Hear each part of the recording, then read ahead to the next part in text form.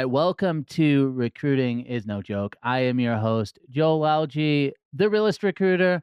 Super excited to have a great guest today that I think is going to provide a ton of value. Emphasis on the word think. Just kidding.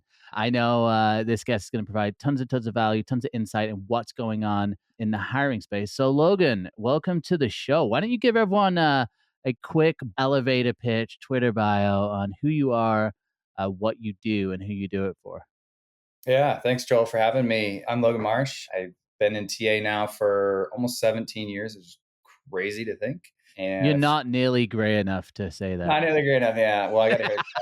I got a haircut like a week ago. So I've been in TA for quite some time now, have seen a lot, done a lot, but I've always recruited from the Seattle area and Cool. both in the Seattle area, but also just globally, mostly in the tech space. But in my current role and in a few other roles I've had, it's been sort of across the board. So I currently work as the head of TA at Calendly, which most people are familiar with. Great And tool, by the way. I just want to say I yeah, use Calendly to book my podcast. This is not a pitch for Calendly, but I've been using Calendly for probably close to a decade, and I love Calendly. So huge shout out yeah. to Calendly. Yeah. I've been here for just over a year now. It's been a lot of fun. In fact, I was with our people leadership team for Calendly in Denver last week, and I was wearing this shirt. This is Calendly, and I got quite a few people, no joke, that stopped me and said, "Do you work at Calendly?" And I said, "Yes, I do." What gave it away? I love Calendly. That's always great to hear from customers themselves, and a lot of our customers are, solopreneurs or SMB, and so whenever I get stopped and I get that feedback, it's always great to hear. But yeah, So how long have you been at Calendly for now? I joined early May of last year, so just over a year now, and Congratulations. yeah, thank you. It's been a wild ride. I Most of my background, for those that know me or those that don't, has been spent in sort of large enterprise companies. So I've just to name a couple. I've worked at Amazon, Microsoft. Before Calendly, I was at Okta. So most of the companies I've worked for are at least 7,000 people or larger. Calendly is not. We are a little short of 500 people, and that's one of the reasons that I wanted to join, was to just kind of take on a smaller company that's a known brand, and dive in. And it's been a fun year. It's been a challenging year as far as just like all the changes from top down, and it's not fully released yet, but we are going to move into a multi-product company here pretty soon, which is really exciting because we've been around now for Yeah. plus years, and we've been a single product company with the scheduling piece. And so we're kind of expanding along with the opportunities that present themselves for us. So Well, I it's did see I have the option as of Friday. I think it was Thursday or Friday. I had the option to transcribe my calls that were booked through Calendly, which I thought was pretty cool. So now yeah, I've got like 9 note takers on every single call with me. But no, it's cool to see. It is actually it was really cool to see that. I was like, oh wow, like that's really really helpful, and I love those types of tools. You named some really big companies there. What's been, I guess, the biggest shift from going from like large enterprise to, I wouldn't call Calendly like a startup, right? I mean, they've been around, they got a really, really good brand, but like yeah. what the difference has been? Yeah, it's funny that you say that because Calendly, internally, we sometimes are like, "Are we a startup? Are we not a startup? What are we enterprise? Not quite." So operationally, I would say we tend to operate more like a smaller startup, but brand wise, Yeah. long time the time that we've been around, it's probably more seen as like a larger company, and people are generally surprised when they find out, oh, you're not that big. But I think for me, what I was looking for, and in some ways what I've gotten from my journey at Calendly, is do the same amount or more with less. And that is such a cliche thing for any leader to say. And most recruiters roll their eyes and are like, yeah, okay, I know what that means. I actually wanted to, Spreadsheet instead of an ATS. yes. That's Well, yeah, Google Sheets is a good friend of mine. I truly wanted to kind of own the end to end of recruiting. And most people that either aren't in recruiting or haven't, been in sort of a leadership position before, they tend to see recruiting as that like day to day, like transaction between candidate, recruiter, manager, let's make a hire. That, yes, of course, that's true. But there is so much more to recruiting strategically, operationally, tooling, automation, and so I wanted to kind of not just get my feet wet in that, each little space, because I've done that before, but I really wanted to be the owner. And I, both in my position, just leading the function, but also the size of our company, it's not something that I've just got to do. It's something that I'm expected to do. And I love it. I've implemented a couple new systems. I've ripped out other systems. I've added analytics that weren't in place before. I've, how shall I say, done some educating on headcount planning and all the upstream impacts and downstream impacts of what proper headcount planning can look like across not only my own team, but HR, the business. It's kind of been the confluence of all the little nuggets of information and like situations I've found myself in previous roles at very large companies learning. I'm now getting to do and Mm. be the person leading it. And that was So by it sounds design. like a little bit more impact potentially, or Yeah. Yeah. I mean, I'm one of, let's say, 460 roughly, not one of 250,000, yeah, right? yeah, To use like Amazon as an example.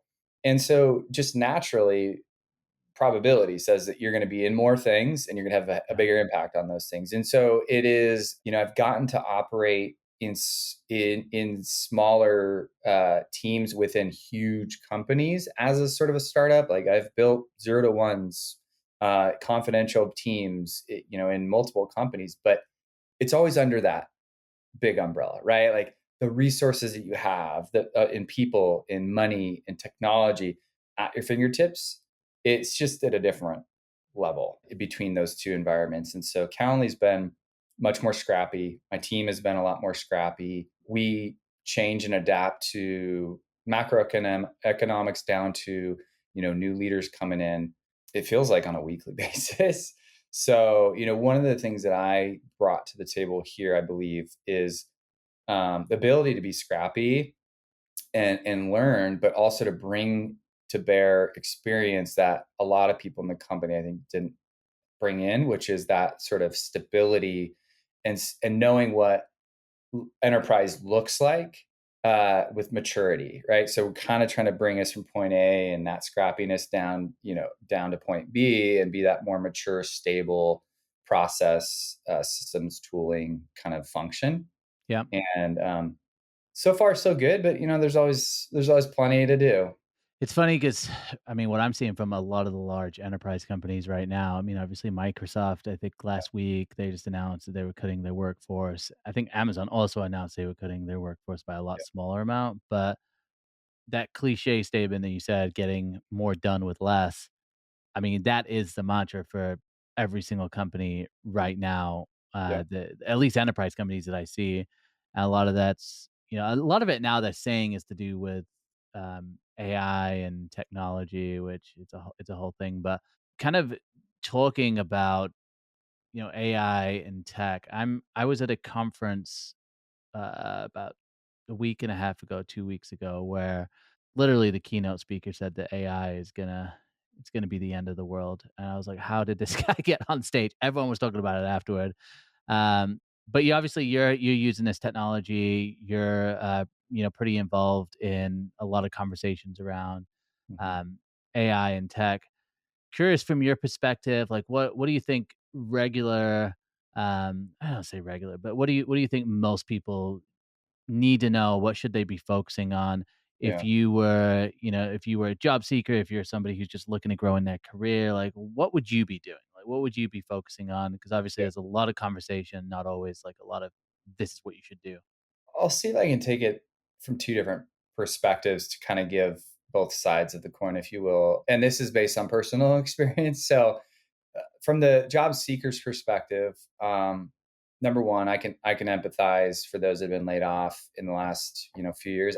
I myself have gone through that as somebody who's been laid off, but I've also been a leader, unfortunately, that's had to lay people off. So I get both sides, and it's tough either way, especially in a market like this where there's so much uncertainty, globally, economically, just financially, all of the things. And so I think corporate America, corporate world in general likes stability, and when that's lacking, and there's a lot of questions out there, we see kind of what we've seen, which is a lot of cost cutting measures, exercises, and usually that is the biggest line item on the budget, which is people. And it is unfortunate, it's sad, but it's also just kind of part of the Yeah, corporate world.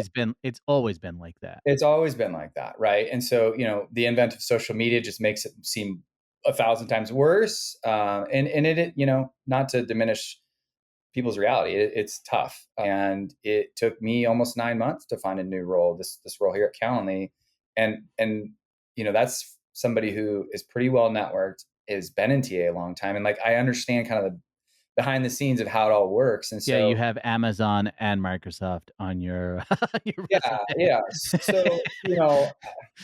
not to like understate it, where we're at, because I Yeah. think we are going through a pretty big transition period in just people in the workforce, but also with technology and AI. And so those two things converging together complicates somebody's job search. So as a seeker, the biggest thing I can say, and LinkedIn, you love it or you hate it, honestly, but it still is kind of at the forefront of making the connections and networking and things. And I used it pretty heavily when I was What searching was some of the myself. things you were doing? Because I think a lot of people, they might Yeah, see a career coach on TikTok with like a copy and pasted message.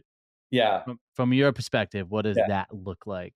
My first piece of advice to anybody is, and it's no offense to people making money off of being career coaches and influencers, but if they haven't done the job, probably not the first resource to go to learn how to do the thing, which is find a job. Yeah. So what I did was, number one, I started with who I was connected with, who I knew, who were connected themselves but knew my work directly. Mm. I am not a sort of a spray and pray kind of recruiter, nor was I that way when I was looking for a role myself. I went to people that knew my work, knew what I could bring to the table, because those people likely knew people. So it's sort of the 2 degrees of separation, 3 degrees of separation. Everybody's connected in TA in some form or fashion. And Would you say that's kind of similar with most industries? Like, if you're in like product or you're like an engineer, maybe. Yeah, I think it is to a degree, for sure. Like there's a certain, and we'll get back to the AI part, but there's a certain amount of just like work in the Mm, world where you can't automate it away, and mm. there's a human element to it, and networking is one of those things. So there's tools that can help augment your search. Teal is one I used. There's all sorts of resume generators and reviewers, like ChatGPT is of course one. Some of them I don't even remember which ones I used. Actually, LinkedIn has a feature now where you can run searches for jobs or for candidates that's more AI based, and you put in prompts and things. So I use like those kinds of things, but I started with my own network and use those sort of second, third degrees of separation to kind of help be on the lookout for me. And it was pretty successful. And ultimately, where I landed, I'm super happy with. But some of the other roles that I was in consideration for made it to the end. They ended up hiring somebody they knew, somebody that was from their network that they had, worked with in the past. And that experience is hard to beat. And I think a lot And of what's the Calendly role? Was that through your network or was that through a no, career? you know what? The irony of everything I'm saying is that Calendar was the one where I didn't actually know anybody at Wow. the company. And so I had like four or five opportunities, like final stage opportunities, Calendly being one. And every single one of them was like a direct connection into the company, except for Calendly's. And Wow. I That's just, great though, because the thing is like even with saying what you said, that doesn't devalue it. It just it means doesn't, that no, you've gotta do all these different approaches. Like, if you I see think a you have job you're to, qualified for, you yes. still gotta apply to it, You right? have to use all the avenues you can. You never can truly predict where it's from. Like a lot of recruiting techniques, like some are going to bear fruit more frequently, have a higher probability of success than others, like Yeah. referrals. But that doesn't mean you just only go after that thing. You gotta have multiple tools in your tool belt, so to speak. And so Calendly, I literally applied to the role on the careers page because I saw somebody posted on LinkedIn, going back full circle. And I had uh, next to 0% belief that I would get a Oh, I thought call. you were gonna say 0% match from LinkedIn then. I was No, like, no, no, no. Well, that'd be a different their algorithm. No, I think it was pretty high generally, but yeah, yeah. there was in the TA space, everybody knows Calendly. So there was literally over 2,000 people that applied. I thought why me? Like, I know I have a pretty good background, but most of my experiences, again, large enterprise. So would they do what a lot of startup students say? Oh, that doesn't translate to startup. And, so my mind went through all the things. And ultimately, I instead of just applying and letting it sit, I reached out to the head of people at the company and her chief of staff at the time. And I just said, hey, I applied. I love the tool. I use it, which is true. Would love to be considered. I think I bring a lot to the table. Just very sort of high level. Would love to connect if you're interested. And it was, I think, the chief of staff, who's actually now my manager, she's the head of people now. She reached out and she's like, "Yeah, we'd love to speak." So the Cool. rest is history. Yeah. But, So like, even with that, it's like you reached out, you didn't it sounds like it was a pretty simple message, didn't overcomplicate that, wasn't too long of a message, right? Which is what, yeah, I kinda coach people on, just say, I personally say, just ask them if the job's still open, give people a yes or no question so they know how to respond. yeah, But simple, you followed up, which, to me, that's demonstrating, "Hey, this is the type of person I am, like, I'm not only gonna apply, I'm gonna follow up." So, I think it's kind of a mix of both. Because I wonder how many of those 2,000 people actually did that step of following up, figuring yeah. out, who's involved in this process and followed up. Probably not many, I would imagine. Even within recruitment, I would say I would imagine not many followed up. It can be disheartening when you see the volume of people and you just think, well, why would they choose me? Honestly, I had those moments, and it's not, again, to diminish. Like, I knew my background was strong. I obviously know the performance that I've had over the last 17 years. I know people that are willing to vouch for me, but do they? Yeah. And so it's kind of, you got to start somewhere, and you And you were want those to. jobs fully remote? Sorry, I keep jumping in, but are they fully remote jobs, these ones? Yes. Sorry. Okay. Yes. As I'm thinking back, yeah, they were, well, fully remote and sort of like hybrid were in the roles and the levels that I'm looking at. It's always really interesting because that nowadays does limit people's opportunities, right? Like, if you can't move for whatever reason, or the role that you want is not in the city or state that you live in, Yeah. companies are much more strict these days with that sort of return to office. You need to be in 2, 3, 4, 5 days a week. That really Well, does limit. even the time zone now, I think Deal did a report on this for last Yeah, year, and they said that most remote, even fully remote jobs, I think it was 85% or 80% of those jobs was still in the same time zone, because even from just a yeah. team operational standpoint, you want everybody on the same It's schedule. easier. So, Yeah, yeah. it's easier. I won't lie, it is definitely easier, but, I would dispute certainly, the some of the reasonings of, productivity and this and that. Like, there's a lot of data out there, and it tends to contradict itself depending on who the source is, but I just went and I did an interview with Dr. Phil, and it was yeah, hilarious. I'm gonna call it out because they didn't even have my full name on there. They just said Joel, like remote worker enthusiast. I'm like, that's not what I want to be known as. But he your named a title is study, and remote worker enthusiast. That's that's what it was. It was something crazy. And really then he started citing off all these studies, and I'm just like, I honestly don't remember a conclusive study that shows, or even like how people measure productivity. Because I don't even know many companies that do a great job of measuring productivity. And then it's like, then are you going to include in that over the last 5 years all the global uncertainty and the mental health issues and just like the world? It's like there's so many other factors at play that I just don't know if there could be a conclusive study that just says like this works for every single person. It just doesn't Yeah, seem to be well, like and that. Dr. Phil's a doctor who usually sees people in person, and, Was this before or after they went to This the was White? remote, by the way, too. The interview was remote. That's why it was irony. Yeah, yeah. We know the way the federal government's trying to go. Everybody back in the office, or Yeah, else. yeah, Yeah. So I mean, there's a lot of that downward pressure, and it is what it is. So I would say, like when I was looking for roles, they were all remote. I mean, I live pretty close to Seattle, so it's not like I'm in the middle of nowhere. However, tech space specifically, there's a few major hubs, especially like the startup world, San Francisco, yeah. LA a little bit, Austin, New York. Like those are the startup hubs, specifically San Francisco.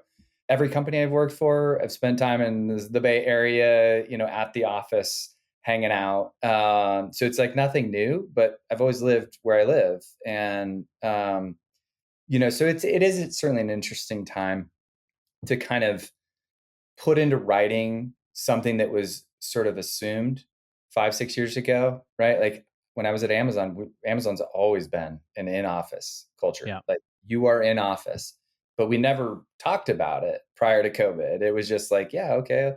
And every manager got to sort of tell their team what the expectation was, and everybody knew that. And whether you were sitting at your door desk in an open seating plan on Tuesday or you're at home, like the goal was the same. Yeah. And so like I didn't have super, super strict, you need to be in office 5 days a week policy on my team. And we did just fine. But there was no overarching company level policy. And so it just, the world has changed, I guess. And so for those that are seeking work now, it is, I think, a little bit harder because those in office expectations, it does limit people. And I think a lot of people have kind of woken up to the idea that, do I really need to be in this location, in this big city to do this job?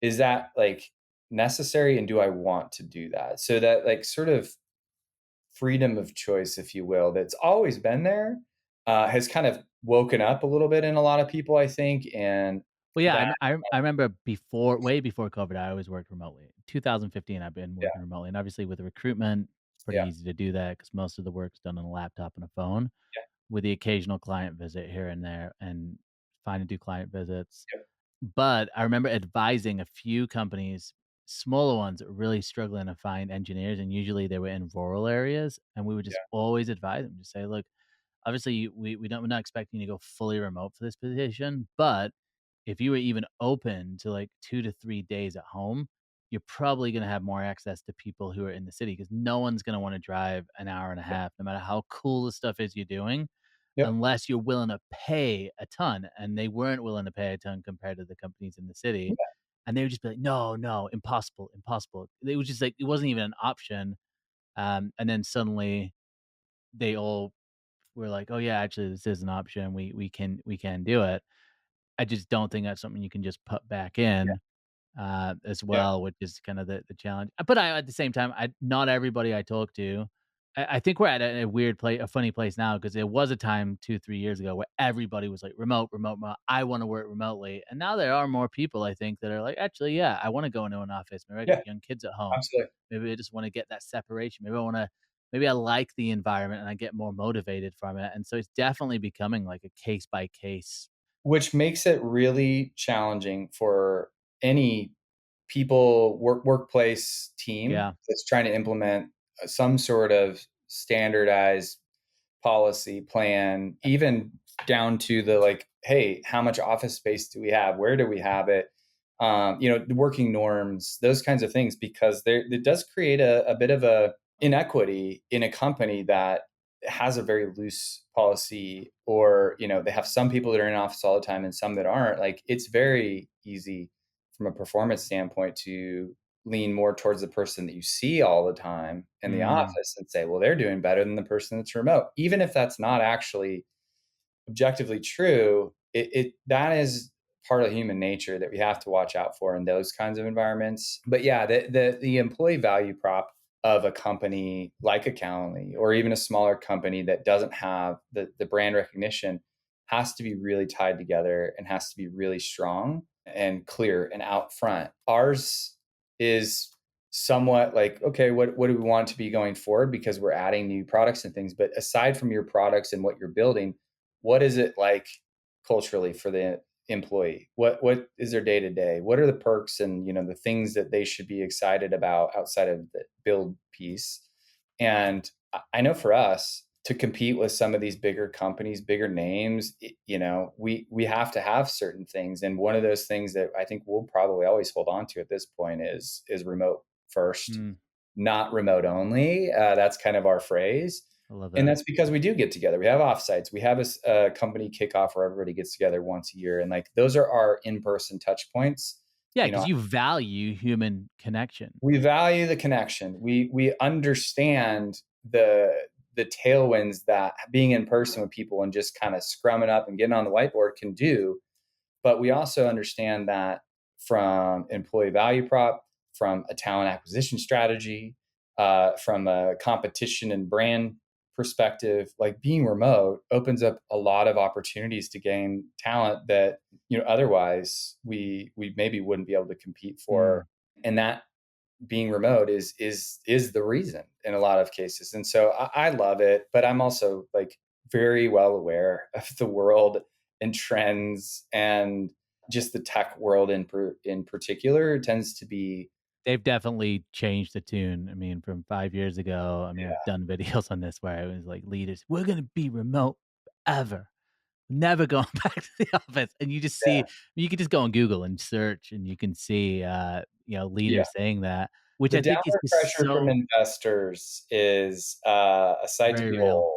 Yeah. Yes, it's very real. Again, I get it. It's really hard to get fully remote sort of environment really productive and set up in a way where communications are seamless. There's no sort Mm, of lag time, things like that. One person that comes to mind that I see on LinkedIn all the time, much bigger company, but is Annie Dean with Atlassian. She's mm, always out there talking about the remote work environment and how complex it is to set it up and yeah. have it be productive. So it's not an easy nut to But I crack. think a lot of people, because that is one of the things I brought up on that Dr. Phil interview was there's a different if you're gonna build a remote first, culture, you gotta be strategic around it, and I think Mhm. a lot of the larger companies, I mean, I heard from people, it was like, "Hey, here's a laptop, kinda continue as normal, just instead Yeah. of meeting in person, we're gonna do remote work." It's like, Yep. no, you gotta facilitate the you gotta be more intentional with communication. You like you said, you gotta get the right channels for people. You almost have to train people how to work in that environment, and it's a lot more intentional. So even the company I worked with in 2015 that was fully remote, they were big on smaller teams still getting together where they could locally, even if it was just meeting at a Yeah. coffee shop. They were Yep. big at on offsites. They were big at gifting was a huge one too, like offline, and just trying to still create moments that would happen maybe in an office, trying to create them offline. But you have to be strategic about it. And I think for a lot of big companies, it just wasn't, and I get it because it's like you have to build intentionally, and if it isn't built intentionally and it's just necessity, then you just do what you do to work from home, which is, "Hey, well, here's a laptop, here's a quick stipend to buy some stuff to make sure you're Mm. comfortable." Yep. But that's not the same thing. That to me, work from home, remote first, the 2 different things. Yeah. Yeah. I mean, I think human nature, just the way we digest information, is we tend to try to create this oversimplified picture in our brains so that we understand something that's complex. And this whole remote push that was by necessity at first and now is kind of like choose your own journey. It is complex. It totally is And like it's that. really easy to get a headline from a CEO that says, remote workers are lazy. That is grossly oversimplified and also not true. And show me the data, but it just speaks to the different dichotomies in the world and in tech. With I wouldn't say invent of AI, but the acceleration of AI, it creates a lot of fear in people looking for jobs and in current employees of like, what does this mean for me? I saw Well, and something. that's what we kinda started off with. So, like, what's your advice for people with, like, Yeah, just knowing that? Like, you're obviously at a tech company, you're having these conversations yeah. around AI. I'm curious, like, what's your advice for people with that?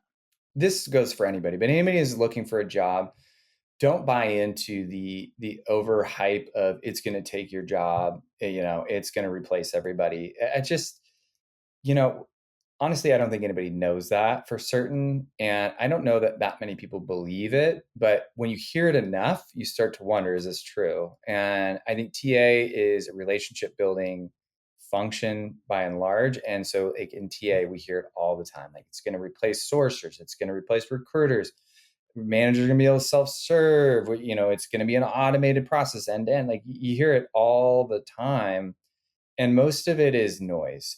Where I see AI being actually beneficial for recruiting, and this is for a lot of industries, it's augmented AI. It's not sort of replace the human fully. So it's co-pilot versus agent. It's Copilot.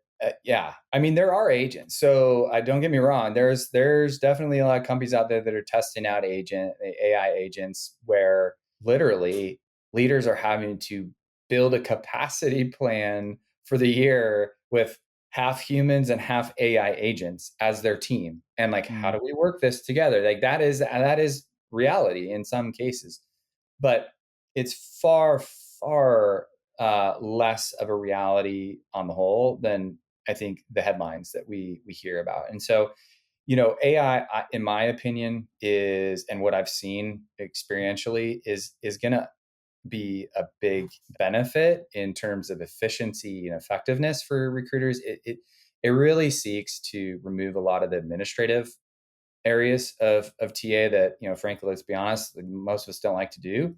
And I think that where people can adapt in TA and elsewhere is really adjust and learn the different AI functions out there that are that sort of their avenue is really more the administrative.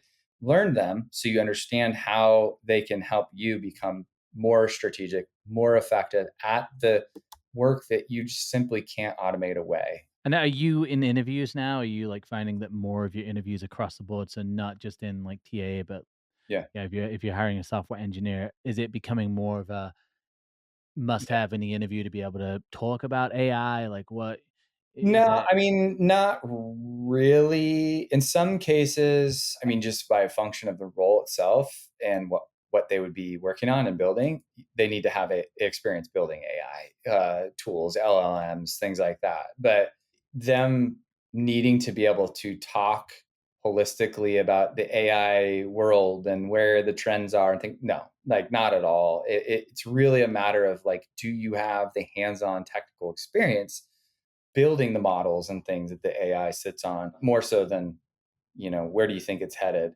So, that's interesting. But like every week, there's news that comes out that scares people. Yesterday, I think it was, I saw OpenAI has their new coding thing that's coming out, and it's like, oh my gosh, engineers are going to freak out now that their job is going to be replaced by a coding, tool. But it's like jobs evolve, and I think that's Jobs evolve. someone Yes. said that, like, the programmers, back in the '70s, like, in '80s, I don't even know if it goes back that far, but, like, around that time, whenever programming started, like way different to programmers today. And then I think about recruiting. It's like all you got to do is talk to a recruiter that's over 50 and they'll talk about fax machines and how they used to, send CVs like via Yep. fax and they had to call offices. And it's like LinkedIn and the job board came. And now, like, the modern day recruiter looks Yeah. very different. Like, it's not the same job, it's a different job.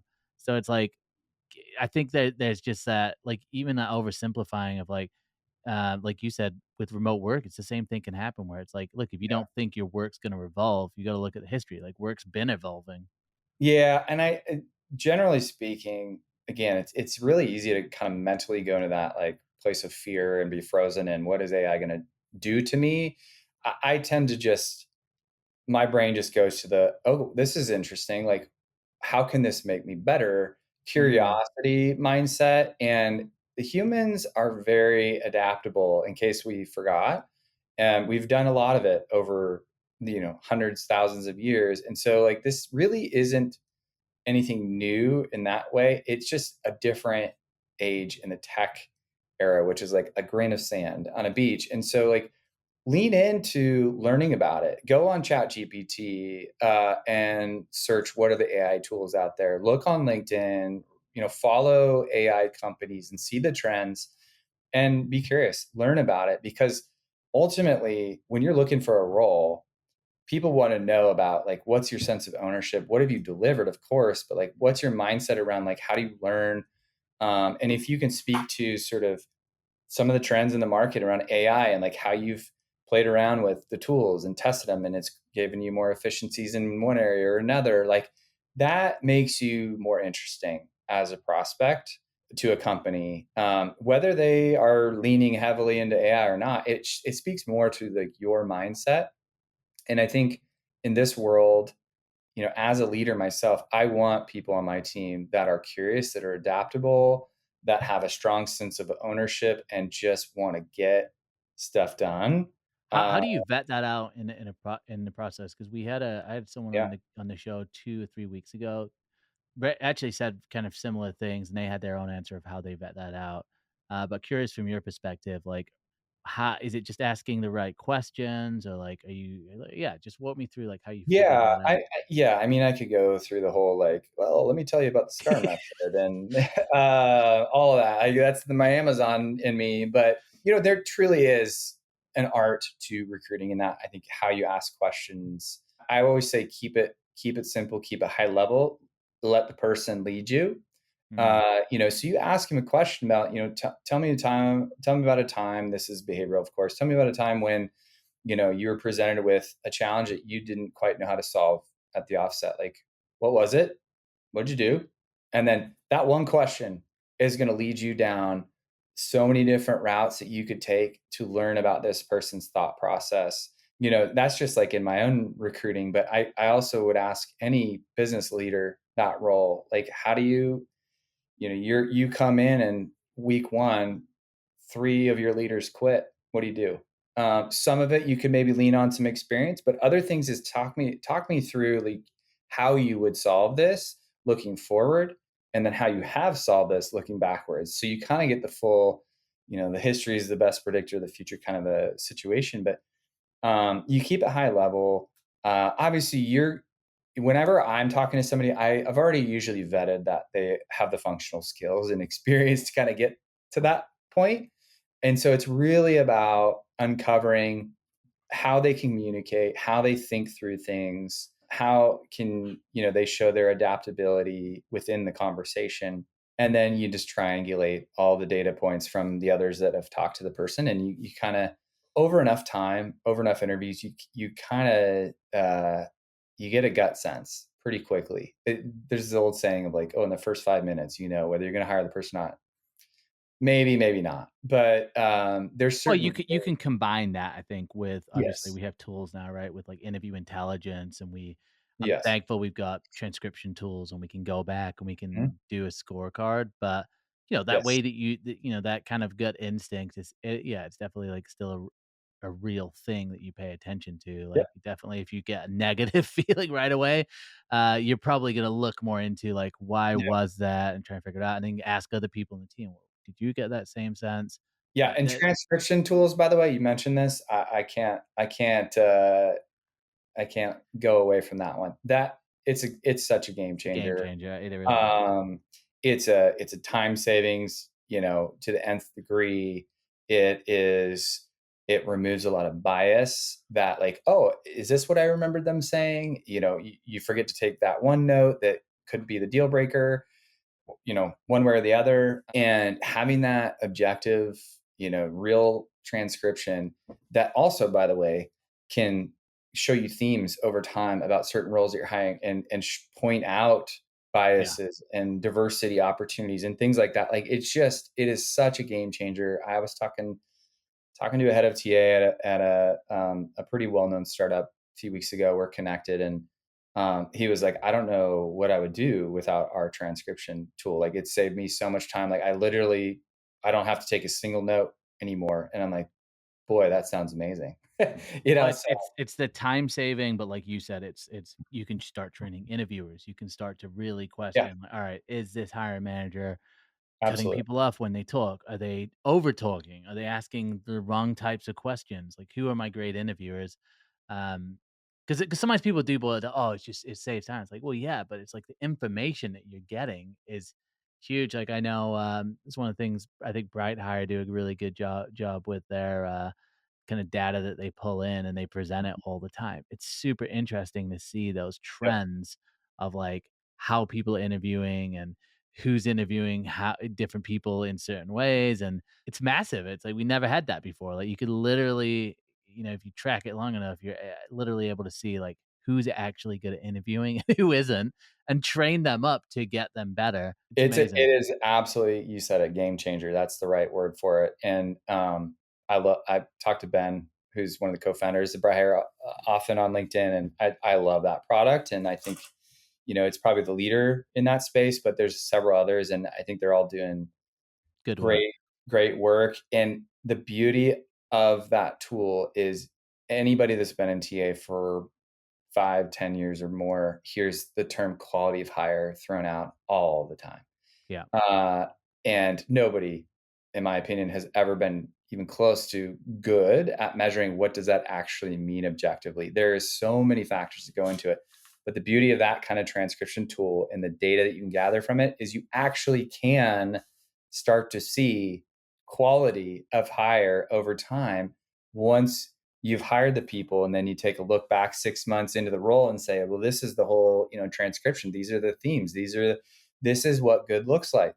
And I get really excited. I geek out on the data anyways, but it is exciting. So the AI world is, we fear what we don't know. So I always just say, hey, just dig into it. Be curious. If you have any downtime, look at the tools. I got brought into Poe AI and Napkin AI a few weeks ago, and I had to do a presentation at our offsite last week, and most of my deck was built off Napkin AI, visuals. It was amazing, and I had Those are the tools which I think are the best. Like, yeah, if you especially if you got a lot of thoughts and you have a lot of ideas, you can yeah, summarize and get complex thoughts down simplicity, and then being able to present things and have things look great.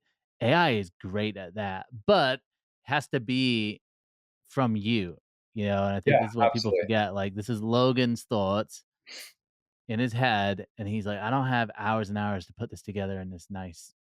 Let's just put it this way. I've spotted a few like performance reviews and other documents where it's very obvious. I'm like, you literally just dropped this Yeah, straight from ChatGPT. I'm like, that's a performance question in and of itself. Like, absolutely use the tool. It's going to save you a ton of time. It's going to probably format it better than you, but it's got to be your words, your thoughts. You can't just copy exactly. and paste. I mean, I write documents all the time that I wrote one Friday that's going to our CEO about some of the hiring challenges and things, that you tend to see. And I put it all out on paper and I dropped it in a chat GPT for formatting, brought it back, changed it back into my sort of language and obviously the data points and stuff, sent it off. I mean, it Yeah, but saved you could me. never have been like, "Hey, write me a letter to my CEO." No, no, no, no, no, because But people do that stuff. it doesn't have the context that it needs. Nor, I mean, that's like, in a weird way, kind of like cheating on a test, right? Yeah. Like old school Spark Notes or whatever from college. But yeah, it's just, I mean, there's a lot of efficiencies to be gained, but there is a lot of noise in the market. And I think, to be honest, a lot of it can just kind of be ignored. Don't focus on it. Do your research. Be practical about it because companies, if you think about it from a business perspective, they're always trying to monetize. Like there's always a new tool out. There's always a new company coming out with AI forward technology. They're trying to build a business, right? So like there's thousands of Oh, tools out there. there's It's crazy. so many right now. Yes. I mean, So even for don't recruitment get perspective. overwhelmed by the Yeah. sheer number of tools. Find a vertical or two that you're like, hey, we really need to be better at this, or I could be more efficient at this. Find a vertical or two, and then find the tools that you can test out for free. Almost all of them. there's a free version, and you can try it out and see what you think, and then go from there. And it can be a game changer, but it can also be very overwhelming as far as like, where do I go with this? What do I use? And you know, my my sort of disclaimer is always, don't ever put your company's proprietary information in a tool that isn't yours, because I've seen that before, and I'm like, yeah, you don't do that. Well, look, I know we're running at time here, but I did wanna touch upon one last thing Yeah, because I think something I've been thinking about. Obviously, you're a veteran in the tech space. You've been in the tech space for what I would consider 100 years based on how long you've been in there, in a good way. In a good way. yeah, You're yeah. 100. You know what you're talking about. I'm like a tortoise. I've been Yeah, around. yeah. For people who are like new grads, for people who are trying to pivot. Look, I would say the last 20 years has just been dominated by tech in terms of like tech is the best place you need to go to. Obviously, you get in there early with a company, you grow, you could be a millionaire. There's so much lore. They got the day in the life videos. I get more job seekers than asking about getting into tech than any other. But I'm just curious from your perspective, Yeah. are we reaching a point now where maybe tech isn't like the space that it used to be, or like maybe there's other options? Like what would be your thoughts around that? I'm just curious Yeah. from an insider. Yeah. I mean, it's being a new grad right now is challenging. It just is. When I got into recruiting in 2008, that was the great, whatever we called it, recession, Yeah. crash of the markets and things. So it wasn't a great time then either. But this is, you throw AI on top of it, and this makes it a little bit more challenging. And so, I would say tech at the highest level as an industry is still a phenomenal industry to be a part of. I think there's far more ahead of the tech industry than is behind us, considering the invent of a computer was only in the 80s, basically.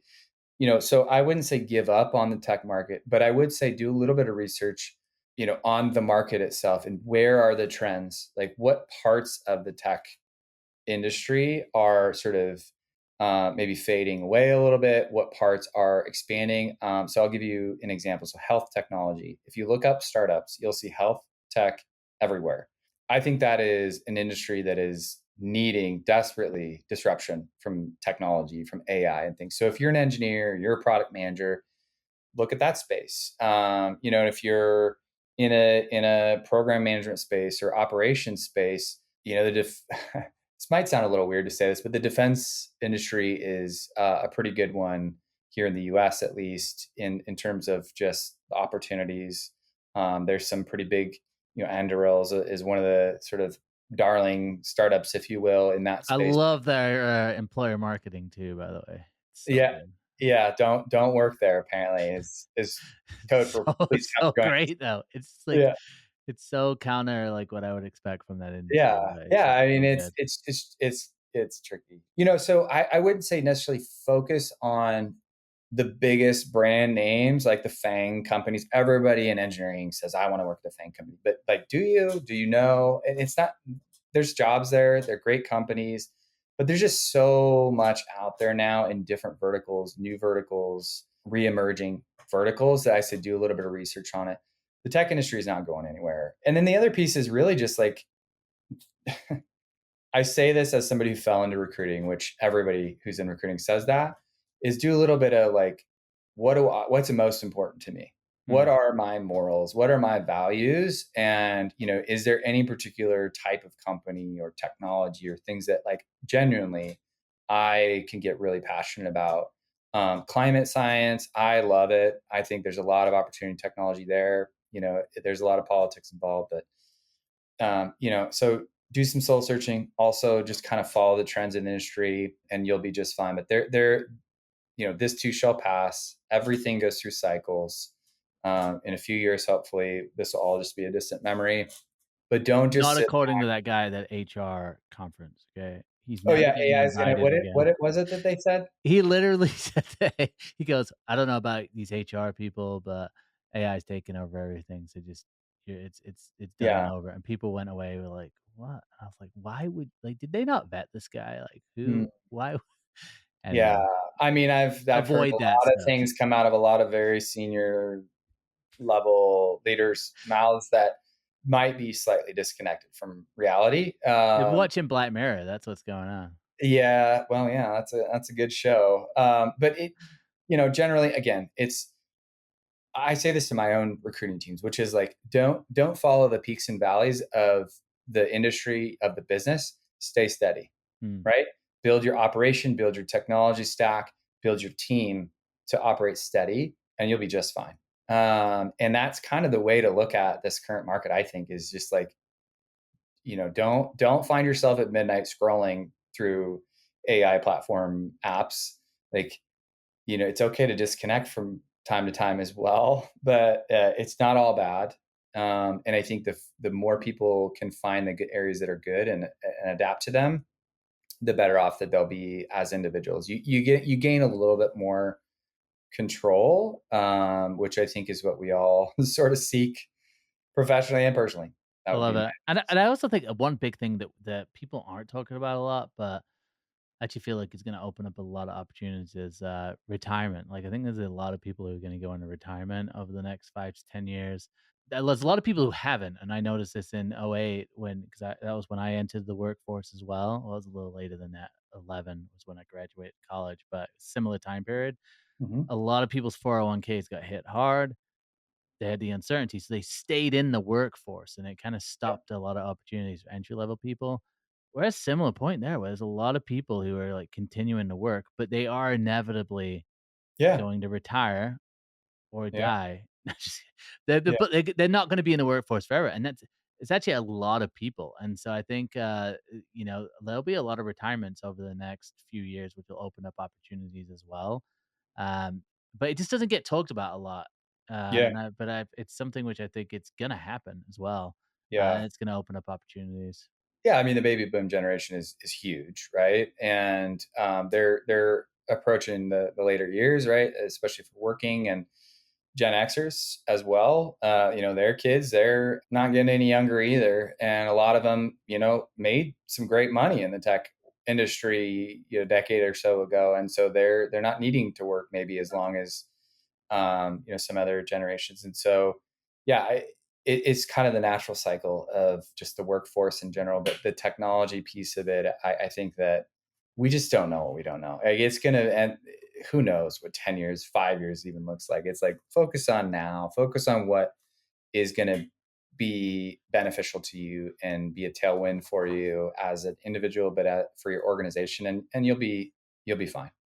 I love that. Well, look, we're at time here. Where can people connect with you, Logan? What's best place to find you? And then where can people find out opportunities, um, for Calendly as well? Yeah. Yeah, yeah, yeah. For Calendly, careers.calendly.com is our careers page. I actually own the careers page. So if you have any updates for me or improvements, let me know. This is The best, I need a response. If you don't respond to me, I'm gonna no, I'm just kidding. yeah, yeah, exactly. So careers.calendly.com. And then for me, LinkedIn is probably best. Yep, I don't tend to give out my Calendly email address because I get a lot of messages already. yep. But LinkedIn is a great place. Always love to connect, love to help out folks if I can, of course, and love to connect.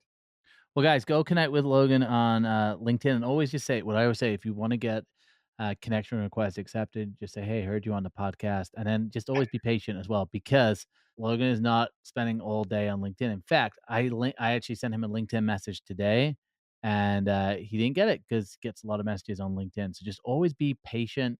And then either way, if you send a connection request, you'll be following Logan, and highly advise that as well because doesn't always post content on LinkedIn, but whenever he does, it's impactful.